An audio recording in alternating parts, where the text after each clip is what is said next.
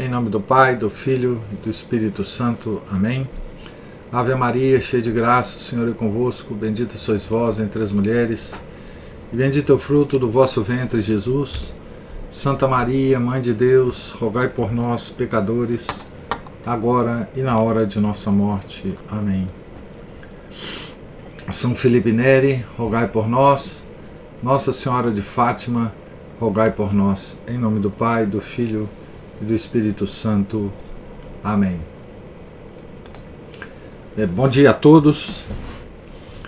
Nós estamos aqui na página 19 da biografia de Santo Tomás de Aquino, escrita por Chesterton.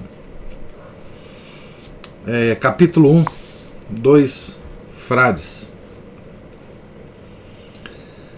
Permita-me antecipar alguns comentários, respondendo em nome daquele caráter notável que invade regiões por onde até os anjos do doutor Angélico temem caminhar. Há algum tempo escrevi um pequeno livro desse tipo e forma sobre São Francisco de Assis. E algum tempo depois, não sei quando ou de que modo, como diz a canção, e certamente porque, prometi escrever um livro de mesmo tamanho ou de mesma pequenez sobre Santo Tomás de Aquino. A promessa foi franciscana apenas em sua ligeireza, e o paralelo esteve longe de ser tomista em sua lógica. Você pode construir um esboço de São Francisco, mas pode apenas fazer um plano de Santo Tomás, como um plano de uma cidade labirinto. E contudo, ele, de algum modo, se ajustaria a um livro muito maior ou muito menor. O que sabemos de sua vida pode ser tratado em poucas páginas, pois ele não desapareceu, como São Francisco, numa chuva de anedotas e lendas populares. O que sabemos, ou poderíamos saber, ou podemos ter a sorte de eventualmente aprender de seu trabalho, preencherá ainda mais bibliotecas no futuro do que o fez no passado. Pode-se delinear São Francisco em um desenho, mas com Santo Tomás tudo depende de colorir o desenho. Com São Francisco fui até medieval, no modo de iluminar uma miniatura do Povorello. Ele está se referindo aqui às iluminuras medievais, né? Mas fazer um resumo ao modo dos tabloides do boi mudo da Sicília ultrapassa a dificuldade de inserir um boi numa xícara de chá. Mas devemos esperar que seja possível fazer um esboço biográfico agora que qualquer um parece capaz de fazer um esboço de história ou um esboço de qualquer coisa. Aqui tem uma nota. Eu vou ler as notas desse livro porque eu acho que elas são esclarecedoras e também porque deu muito trabalho para o tradutor de escrever essas notas. Então, quando ele fala esboço de história, Chesterton se refere aqui à obra de H.G. Wells, Outline of History, esboço da história. No Brasil, esta obra teve várias edições na década de 1950, com o título História Universal. Ela foi influente em todo o mundo, desde que foi publicada na década de 1920. Como resposta a esse livro, Chesterton escreveu uma de suas obras-primas, The Everlasting Man, O Homem Eterno. Já na nota prefacial, Chesterton avisa: como mais de uma vez divergir da visão da história de Sr. H.G. Wells, É mais que correto que eu aqui o congratule pela coragem e construtiva imaginação que manteve ao longo de seu vasto e interessante e intensamente interessante trabalho Outline of History. Mas ainda mais por defender o razoável direito do amador fazer o que ele puder com os fatos que os especialistas lhe fornecem. Então, aqui esse livro, né, Outline of History, foi muito importante porque nos deu, né, não por si só, mas porque nos deu uma obra-prima do Chesterton. Então, continuando aqui. No presente caso, contudo, o esboço, outline, é de fato de tamanho especial, outsize. O ato que poderia conter o frade colossal não se encontra no estoque. Já disse que estes só podem ser esboços de retratos, mas o contraste concreto é aqui tão impressionante que, mesmo se víssemos realmente o esboço das duas figuras humanas subindo uma colina em seus hábitos de frade, consideraríamos aquele contraste até cômico. Seria como ver, mesmo ao longe, as silhuetas de Dom Quixote e Sancho Panza, ou Falstaff e Mestre Slender. Tem uma outra nota que explica o seguinte: ambos são personagens de Shakespeare, Falstaff e Mestre Slender. Embora Falstaff seja uma figura histórica, capitão e diplomata inglês, que é retratado pelo escritor como sendo gordo, Mestre Slender é um personagem fictício que, como o próprio nome indica, é muito magro. Voltando ao texto, São Francisco era um homem pequeno, magro e vívido. Magro como um fio e vibrante como uma corda de arco. E em seus movimentos, como uma flecha que sai do arco. Toda a sua vida foi uma série de mergulhos e fugas, lançando-se à frente do mendigo, correndo nu pela floresta, jogando-se num estranho navio, arremessando-se na tenda do sultão e oferecendo-se para se jogar numa fogueira. Na aparência, ele deve ter sido como um esqueleto de folha outonal, dançando eternamente ao vento. Mas ele era, na verdade, o vento. Falando de São Francisco aqui, né? Santo Tomás mais parecia um imenso e pesado touro, gordo, lento e quieto, muito suave e magnânimo, mas não muito sociável, tímido, mesmo descontando a humildade da santidade, e distraído, mesmo descontando suas experiências cuidadosamente ocultadas de transe e êxtase. São Francisco era tão ardente e mesmo inquieto que os clérigos, frente aos quais ele aparecia muito subitamente, pensavam que ele era maluco. Santo Tomás era tão impassível que os professores, nas escolas que frequentava regularmente, pensavam que ele era lerdo. Na verdade, ele era um tipo não raro de estudante que preferiria se passar por lerdo a ter seus sonhos invadidos por lerdos mais ativos e animados. Tais contrastes internos se estendem por quase todos os aspectos das duas personalidades. É um paradoxo que São Francisco, embora gostasse imensamente de poemas, fosse tão desconfiado de livros.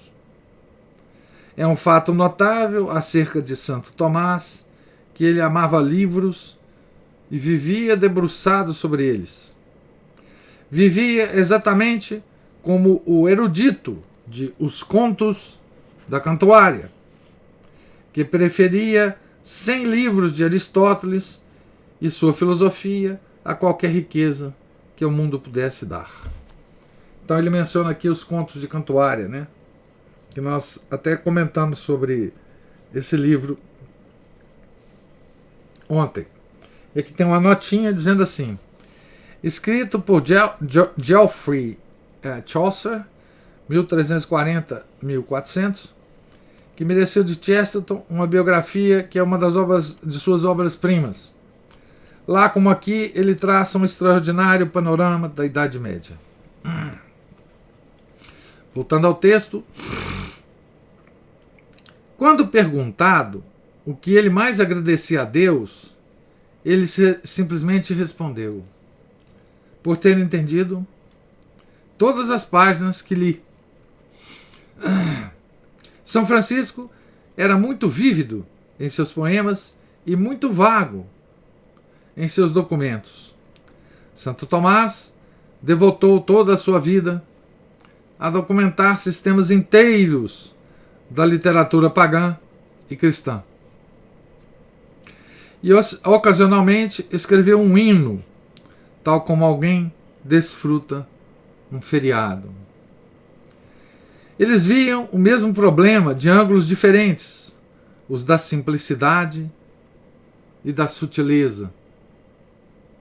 São Francisco pensava que seria suficiente escancarar seu coração aos muçulmanos para persuadi-los a não adorar Maomé. Santo Tomás ocupava sua cabeça em cada mínima distinção e dedução sobre o absoluto e o acidente, simplesmente para evitar que eles se equivocassem acerca de Aristóteles. São Francisco era filho de um tendeiro ou comerciante de classe média, e embora toda a sua vida tenha sido uma revolta contra a vida mercantil de seu pai, ele retinha, todavia, algo da agilidade e da adaptabilidade social que faz o mercado zumbir como uma colmeia. Para usar uma frase comum, apaixonado como era pelos verdes campos, ele não deixava a grama crescer sob seus pés. Ele era o que os milionários e gangsters americanos chamam de fio vivo. Essa expressão, fio vivo, tem uma notazinha aqui, chama live wire, fio energizado, conduzindo corrente elétrica, né? É isso que quer dizer essa expressão. É típico dos modernos mercantilistas, que mesmo quando tentam imaginar uma coisa viva, eles apenas pensam em uma metáfora mecânica provinda de uma coisa morta. Aqui uma crítica finíssima, né, sutilíssima,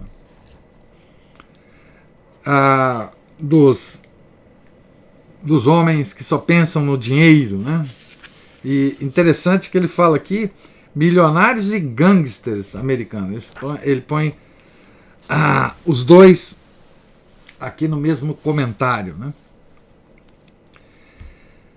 Existe, por exemplo, um verme vivo, mas não há nada parecido com um fio vivo. São Francisco teria entusiasmaticamente concordado de que ele era um verme, mas era um verme muito vivo. O maior de todos os inimigos do ideal ir e ganhar, ele teria certamente abandonado o ganhar, mas ainda iria. Santo Tomás, por outro lado, veio de um mundo onde teria desfrutado do ócio e continuou a ser um daqueles homens cujo trabalho tem algo da placidez do ócio. Ele era um trabalhador árduo, mas ninguém o tomaria como um trabalhador compulsivo. Havia algo indefinível sobre ele que marca as pessoas que trabalham quando não precisam fazê-lo.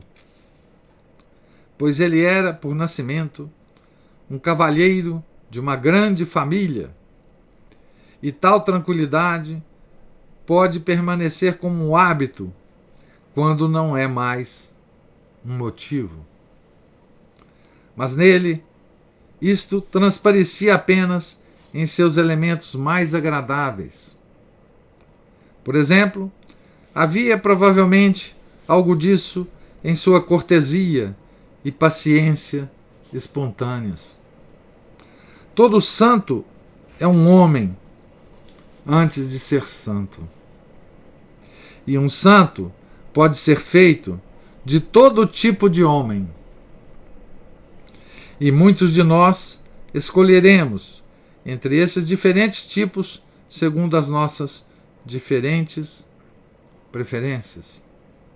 Mas confesso que, embora a glória romântica de São Francisco não tenha perdido seu glamour para mim, tenho, nos últimos tempos, sentido igual, ou em certos aspectos até mais, afeição por esse homem que inconscientemente habitava um grande coração e uma grande cabeça, como alguém que habita uma grande casa e exerce lá uma igual, senão maior, hospitalidade generosa e distraída. Há momentos em que São Francisco, o indivíduo mais alheio do mundo dos homens que já andaram pelo mundo, é quase insuportavelmente eficiente para mim. Então, o Chesterton aqui confessa, né, que nos últimos anos da vida, né, ele escreveu esse livro já no final da vida,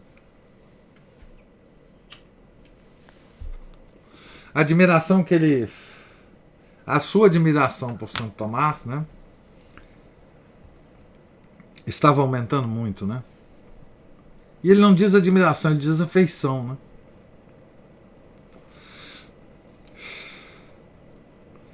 Santo Tomás de Aquino apareceu recentemente na cultura corrente das academias e salões, de um modo que teria sido espantoso há 10 anos. E o clima criado em torno dele é, sem dúvida, muito diferente daquele que popularizou São Francisco 20 anos atrás.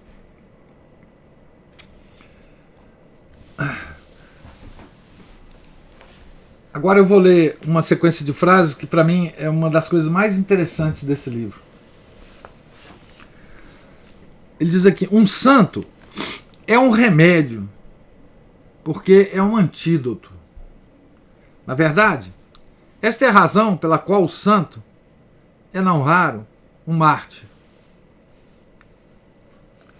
Ele é confundido com um veneno por ser um antídoto. Ele será encontrado geralmente restaurando a sanidade no mundo pelo exagero daquilo que o mundo negligencia, o que não é absolutamente o mesmo elemento em todas as épocas. Todavia, cada geração busca o seu santo por instinto, e ele não é o que o povo quer, mas ao contrário, o que o povo precisa. Então esse trecho do livro aqui, gente, para mim é assim, é genial, né? O que o Chesterton coloca aqui da relação do santo, né, com o momento em que ele nasce, né? Com o ambiente em que ele se forma, né? E com a obra que ele faz, né? Difícil colocar as mesmas ideias de Chesterton num trecho tão curto, né?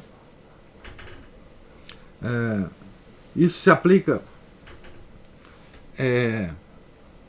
a todas as épocas e a todos os santos, né? Porque tem a ver com a vontade de Deus, né? De mandar o seu santo, né? Este é o significado das palavras dirigidas aos primeiros santos.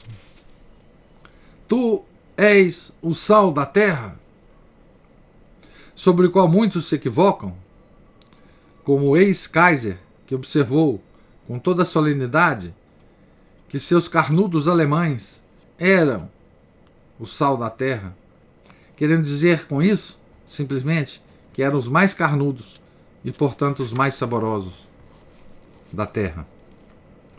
Mas o sal tempera e preserva a carne, não porque é como carne, mas porque é muito diferente. Cristo não disse aos apóstolos que eles eram simplesmente pessoas excelentes, ou as únicas pessoas excelentes, mas que eram pessoas excepcionais, pessoas permanentemente incongruentes e incompatíveis. E o texto sobre o sal da terra é realmente agudo, sagaz e picante, como gosto de sal. Porque são pessoas excepcionais e que eles não devem perder a sua excepcional qualidade. Se o sal perde seu sabor, com que será salgado? É uma questão muito mais penetrante do que qualquer mero lamento sobre o preço da melhor carne. Se o mundo se torna excessivamente mundano, ele não pode ser adequadamente repreendido pelo mundo. Portanto, é um paradoxo da história que cada geração seja convertida pelo santo que mais a contradiz. São Francisco exerceu uma curiosa e quase sinistra atração dos vitorianos, pois o século XIX inglês parecia de relance ser sumamente complacente acerca de seu comércio e seu senso comum. Não somente o inglês sobremodo complacente, como Matthew Arnold, até mais, mas até os liberais ingleses, aos quais criticava por sua complacência, começaram vagarosamente a descobrir o mistério da Idade Média por meio da estranha história contada em plumas e chamas nas pinturas hagiográficas de Giotto. Giotto foi o pintor de São Francisco, né? Aqui tem uma referência ao Matthew Arnold, que nós já vimos lá na biografia de São Francisco, e aqui tem uma nota explicando. Matthew Arnold, 1822-1888, poeta e crítico inglês, caracterizado por John Senior, The Death of Christian Culture, a morte da cultura cristã, como uma das dobradiças em torno da qual o mundo anglofônico há um século girou do cristianismo para o modernismo. Essa é a explicação, caracterização do John Senior sobre Matthew Arnold. Como os teólogos da libertação atuais, ele procurou colocar o cristianismo a serviço da revolução.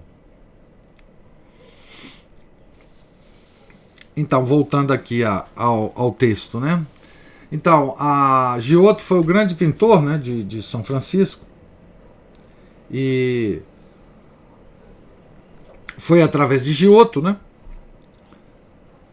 plumas e chamas nas pinturas de Giotto, né, que a sociedade vitoriana começou a prestar atenção em São Francisco, né.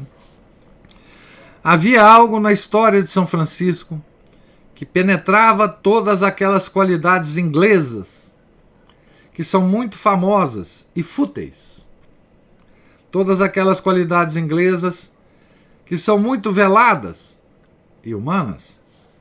A secreta brandura de coração, o sentimento poético vago, o amor pelos campos e os animais. São Francisco de Assis foi o único católico medieval que se tornou realmente popular na Inglaterra por seus próprios méritos, principalmente por causa de um sentimento subconsciente de que o mundo moderno desprezara aqueles méritos particulares. A classe média inglesa encontrou seu único missionário na figura, dentre todas, aquela que mais despreza, de um mendigo italiano.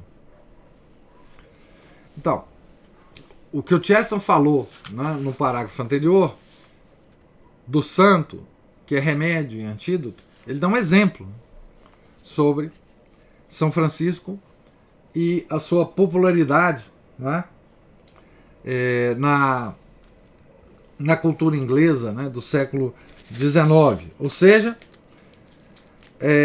essa cultura inglesa, né, foi capturada de simpatia, né, por uma figura que representava o que mais essa sociedade desprezava, né, o mendigo, né? E esse é um dos paradoxos, né, descobertos por Chesterton, pela genialidade de Chesterton, né? Ele olhava, de repente ele passou a olhar a cultura dele próprio, Chesterton, né? Ele falou, mas vem cá, não é possível que nós, vitorianos aqui da Inglaterra, né, que temos tais e tais características, comecemos agora a admirar um mendigo? É isso mesmo que está acontecendo conosco? Né? Nós que tanto desprezamos, né, as pessoas que não têm sucesso financeiro, né? Vamos logo admirar um mendigo? Então, continuando aqui, assim, tal como o século XIX se aferrou ao romance franciscano, precisamente porque negligenciara o romance, do mesmo modo, o século XX já está se agarrando à racionalidade teológica tomista, porque abandonou a razão. No mundo que era tão impassível, o cristianismo retornara na figura de um vagabundo. No mundo que se tornou tão desordenado, o cristianismo retorna na figura de um professor de lógica. No mundo de Herbert Spencer, os homens desejaram a cura da indigestão. No mundo de Einstein, desejam a cura da vertigem. Então aqui tem uma nota sobre Herbert Spencer. Herbert Spencer, 1820-1903, foi um filósofo e sociólogo inglês, acerca de quem Chesterton muito escreveu, seja em seus livros, seja em seus artigos de jornal. em A Coisa, no capítulo A Máscara do Agnóstico, Chesterton diz, aspas, ora, Darwin e Spencer não eram somente contemporâneos, mas camaradas e aliados. E a biologia darwiniana e a sociologia spenceriana foram consideradas como parte de um mesmo movimento, que nossos avós consideraram um movimento muito moderno. Fecha aspas. Então esse era o Spencer, né? Einstein vocês conhecem. No primeiro caso, Herbert Spencer, eles vagamente perceberam o fato de que foi depois de um longo jejum que São Francisco cantou a canção Irmão Sol, Irmã Lua e louvou a terra fértil. No segundo caso, quer dizer, no primeiro caso no século XIX, né? No segundo caso, São Tomás de Aquino, eles já perceberam vagamente que mesmo que eles apenas queiram entender Einstein, é necessário principalmente entender o uso do entendimento. Eles começaram a ver como o século XVIII se considerava a idade da razão e o século XIX se considerava o século do senso comum. O século XX não pode ainda sequer se ver como a idade do incomum contrassenso. Nessas condições, o mundo precisa de um santo, mas acima de tudo, precisa de um filósofo. E esses dois casos mostram que o mundo, para fazê-lo justiça, tem um instinto daquilo que precisa. A Terra era mesmo muito plana para aqueles vitorianos que mais vigorosamente repetiam que ela era redonda. E o alverno do estigmata ergue-se como a única montanha na planície. A gente já conhece o alverno do estigmata, né? Foi o monte em que ele recebeu os estigmas, né? Mas a Terra é um terremoto, um incessante e aparentemente infindável terremoto para os modernos, para quem Newton foi descartado juntamente com Ptolomeu. E para estes há algo muito íngreme e ainda mais inacreditável que uma montanha. É um pedaço de terra realmente sólida. O ponto de equilíbrio de um homem equilibrado. Assim, em nosso tempo, os dois santos têm atraído duas gerações, a dos românticos e a dos céticos.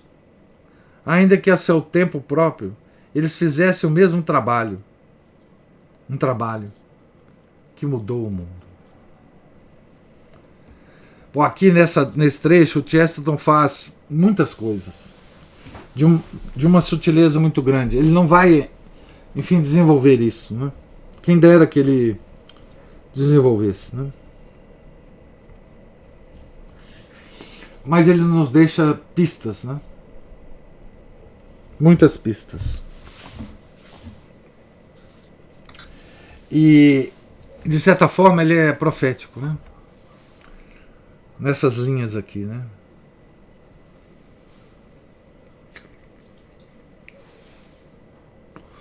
Não é à toa que nesse parágrafo ele cite alguns nomes importantes, né? Ele cita Herbert Spencer. Ele cita Einstein.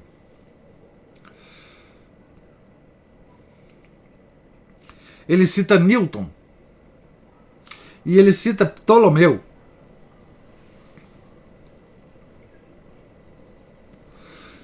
E ele ainda diz o seguinte: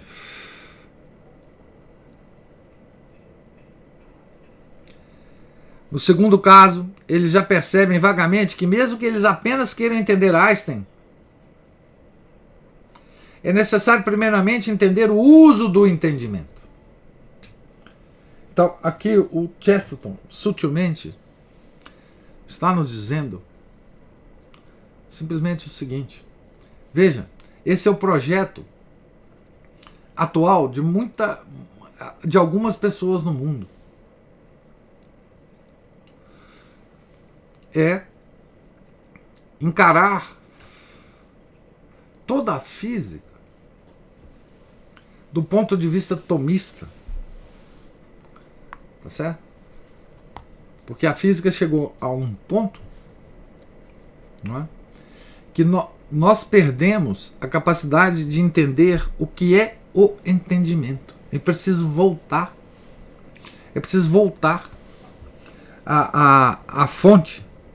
É preciso voltar a Santo Tomás, né? Nós temos visto isso na física, na biologia, não é?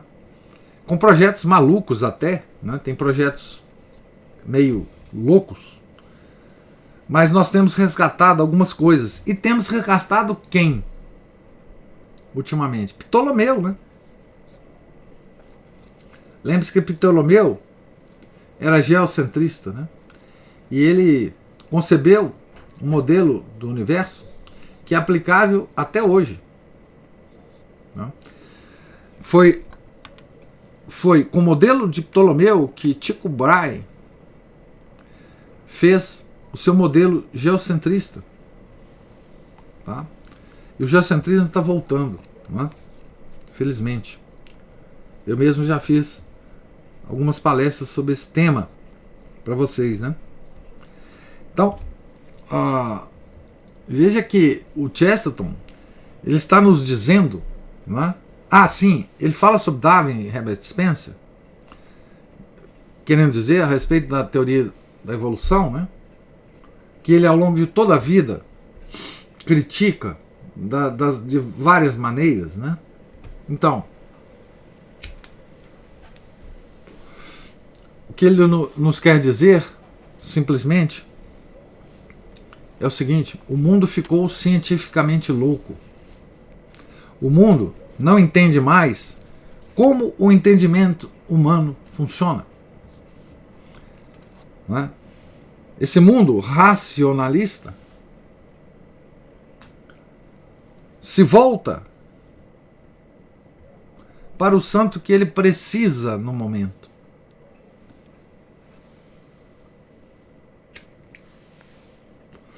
Que não é senão Santo Tomás de Aquino. Né? Então veja que o Chesterton aqui nos dá dois exemplos, não é? De dois santos que foram e continuam sendo um remédio, porque é um antídoto. Tá certo? E assim ele poderia fazer com vários santos, obviamente, né? Os santos com que ele se ocupa aqui são fontes desses exemplos, né? Eu vou parar por aqui a leitura de hoje, porque talvez seja um ponto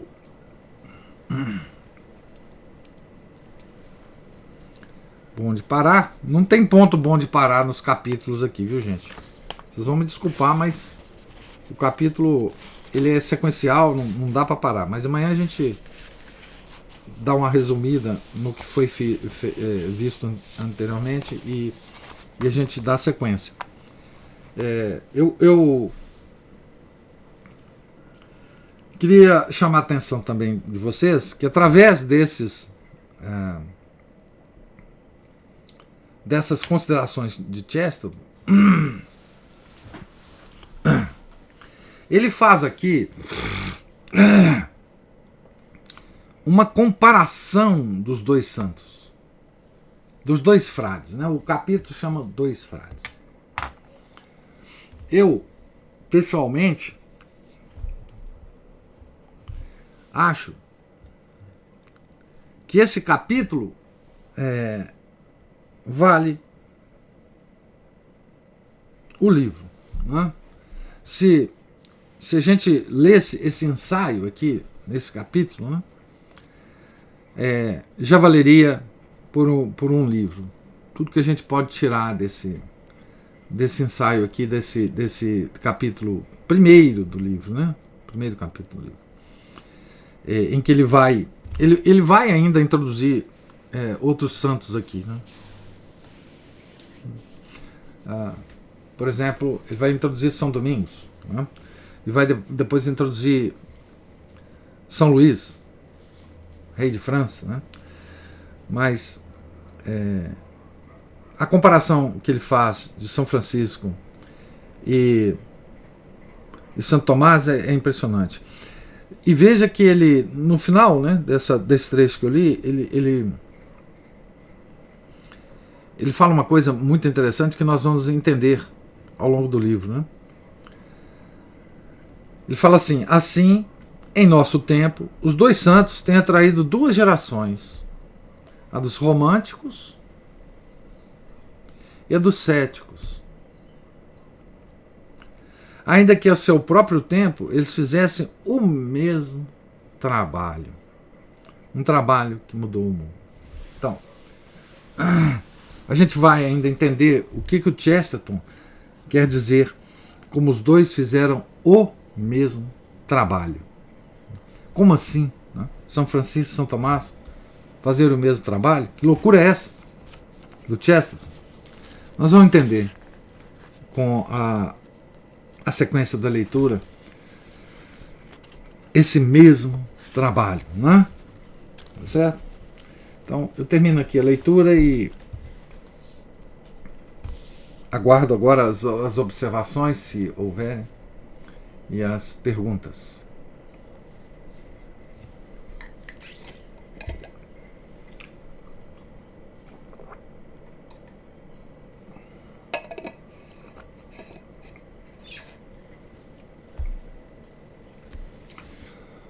Então, se não houver... Opa, tem um microfone desligado aí. Bom dia, professor.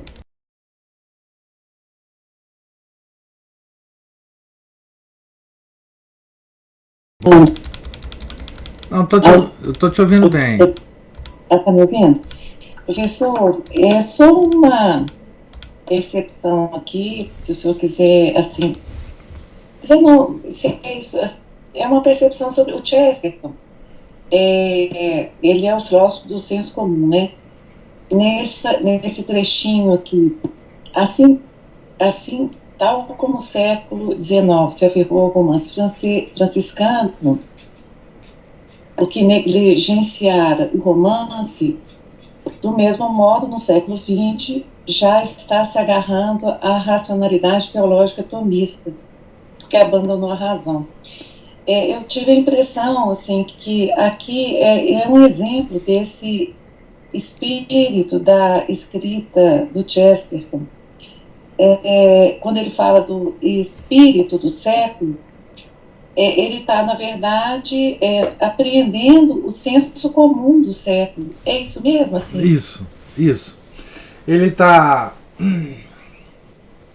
aqui numa outra... Porque quando... eu acho que quem deu o título ao Chesterton de apóstolo do senso comum, né, foi esqueci o nome dele agora, aquele indivíduo da American Chesterton Society, o Dale Ahlquist. O que ele quis dizer, né, é que o Chesterton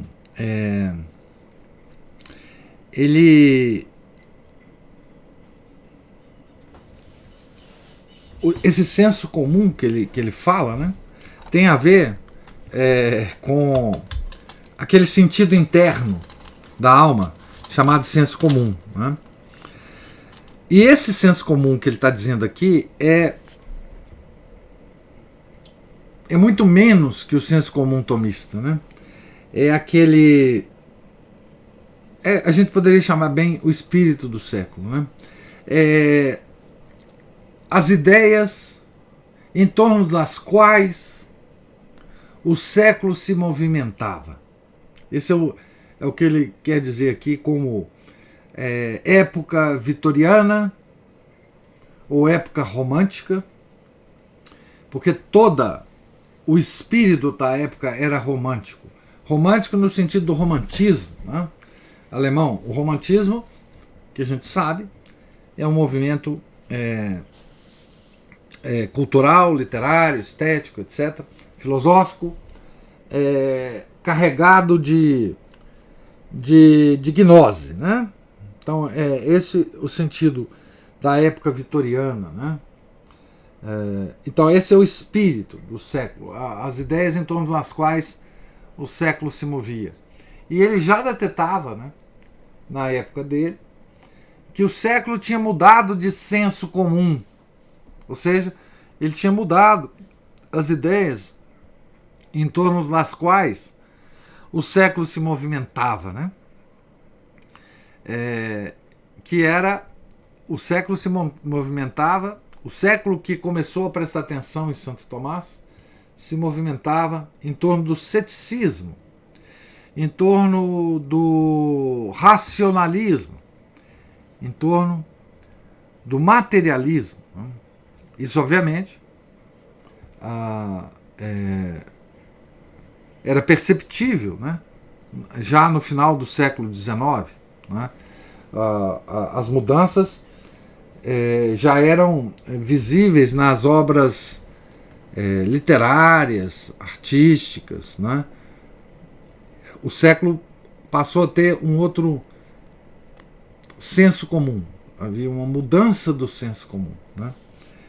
Agora, quando se diz que Chesterton é apóstolo do senso comum, esse senso comum não é o espírito do século. Né? É uma coisa bem mais profunda. Né? É um sentido interno do homem. É um dos 6 sentidos internos do homem. O senso comum que nos liga às coisas que Deus inscreveu em nossa alma. Né? Então existem essas duas nuances do termo senso comum. Né? Mas sim, o Chesterton, como ele estava ligado ao senso comum interno, né? Ele percebia esses movimentos dos séculos, né? Para longe ou para próximo desse senso comum verdadeiro. Né? E nesse sentido que ele vai defender aqui que esse século cético racionalista, ele passou a prestar atenção em Santo Tomás. Né? E muito mais agora que as coisas todas enlouqueceram, né? De uma tal forma muito mais agudamente do que na época do Chesterton. A gente vê aparecer muitos projetos. Né? Nós temos inclusive um conhecido amigo nosso, né? Biólogo, o Rômulo, que tem alinhado um projeto, né, de estabelecer, ou pelo menos de inserir Santo Tomás de Aquino nas discussões da biologia moderna. Né? Então, ele está, inclusive, num pós-doutorado cujo plano é esse, né? de ver se cria uma espécie de biologia tomista. Né? Nós temos visto isso também na psicologia, né? Aqui no Brasil com o professor Sidney. Né? Nós temos visto algumas tentativas na física também. Né? E aí tem uma figura que é o Wolfgang Schmidt muito estranha, porque é perennialista, é complicado o Wolfgang Schmidt, mas ele tem feito muito sucesso no Brasil. Mas eu acho que o projeto dele não se insere na mesma linha dos outros resgates de São Tomás. É uma linha, enfim, incorreta, no meu ponto de vista. Né? Mas isso aqui foge um pouco a nossa discussão aqui.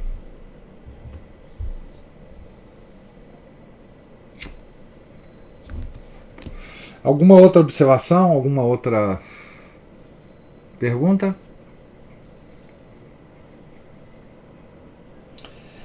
Então,